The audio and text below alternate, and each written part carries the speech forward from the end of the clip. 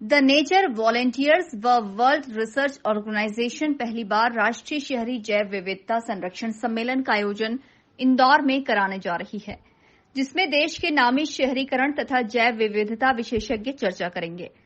Conference के director Abhilash Khandekar ने बताया कि 10 राज्यों के प्रतिनिधि के साथ ही शहरीकरण के विशेषज्ञ प्रोफेसर, अर्बन डेवलपमेंट के अधिकारी भी मौजूद रहेंगे। 2 दिन की कॉन्फ्रेंस के माध्यम से जैव विविधता पर इंदौर घोषणा पत्र भी जारी किया जाएगा।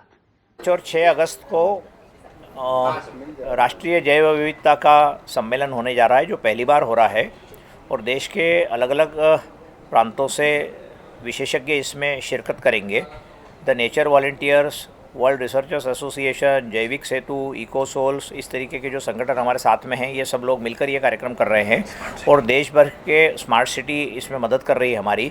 और देश भर में जो अलग अलग पर्यावरण के और शहरीकरण के जो बड़ी बड़ी संस्थाएं हैं, जैसे WWF है या national institute of urban affairs है या स्कूल ऑफ प्लानिंग और आर्किटेक्चर है, मध्य प्रदेश का स्टेट बायोडायवर्सिटी बोर्ड है, और हमारे इस सम्मेलन में राष्ट्रीय जो जैव विविधता प्राधिकरण है चेन्नई में, उसके अध्यक्ष भी आने वाले हैं।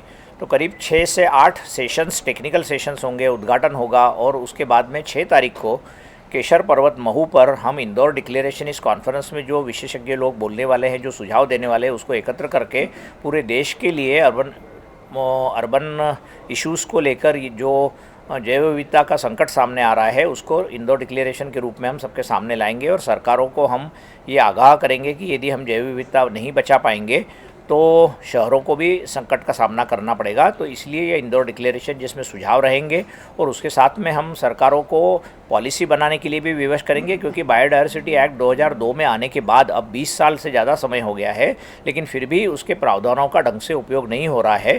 तो जहाँ जहाँ पर जैसे जैसे शहर बढ़ते जा रहा है, वैसे वैसे जैव विविधता संकट में आ रही है, उसको बचाने का ये प्रयास है। अथॉरिटी मतलब जैसे नगर निगम, IDA और जो भी गवर्नमेंट की बॉडी जैसे एप्को मध्य प्रदेश भोपाल, वहाँ से जो इनका आउटकम हमारा वहाँ जाएगा रिपोर्ट, उसके बाद वो वर्कआउट करेंगे।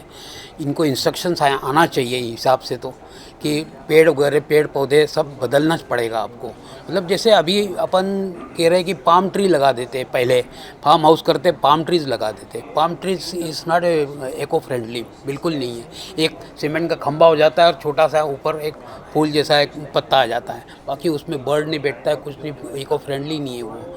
न फल आता है, न कुछ होता है, न छाव आती है उसकी, क्योंकि इतना ऊपर है वो कि छाव ही नहीं उसकी। तो वो झाड़ डेकोरेशन पार्ट है, पर डेकोरेशन पार्ट के लिए अपन वो एक परमानेंट हो जाती है चीज़ बहुत से जगह। तो उसके लिए हम ये कह रहे हैं कि मालवी झाड़ जो आपका सतपुड़ा माउंटेन है यहाँ पे, उसके लिए वो ही वैरायटी लगाना चाहिए जो पनप रही है यहाँ पे। पत्थरों में सब सतपुड़ा है, पत्थरों पे पूरा टिक लगा है, जो भी झाड़ है वहाँ पे सब पत्थरों पे है। तो इतना डिफ़िकल्ट झाड़ वो अपन ज़मीन पे लगाएंगे तो ज़्यादा होगा वो।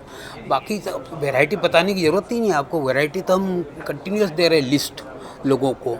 अब फूल फ्लावर बेड्स यहाँ है नहीं, ये अपन कह रहे हैं कि इसको आपको लगन से पर्यावरण में जाना पड़ेगा, जानना पड़ेगा। जानने के लिए हम लोग हैं इनको इन्फॉर्मेशन के लिए, पर उसके लिए आपको थोड़ा सा टाइम तो देना ही पड़ेगा। अब टाइम नहीं करके ऐसा नहीं होगा। आपको बहुत उससे आपको रहना है ना इस दुनिया में, और शांति से रहना है, ब्यूटीफुल वे रहना है, अच्छे से रहना है। तो उसके लिए तो आपको मेहनत तो करना पड़ेगी। अब स्वच्छ इंदौर क्यों हुआ है? इंदौर वालों ने मेहनत की है, इंदौर वालों ने, और सरकार उसमें सपोर्ट है। तो ये दोनों मिलके हुआ है ये। अब हम कह रहे हैं कि जैसे नए मेयर ने ग्रीन इंदौर बनाएंगे हम, तो ग्रीन मेयर बोलने में नहीं होना है, आपको एक्शन में लाना पड़ेगा। Bureau report, INN news, Indore.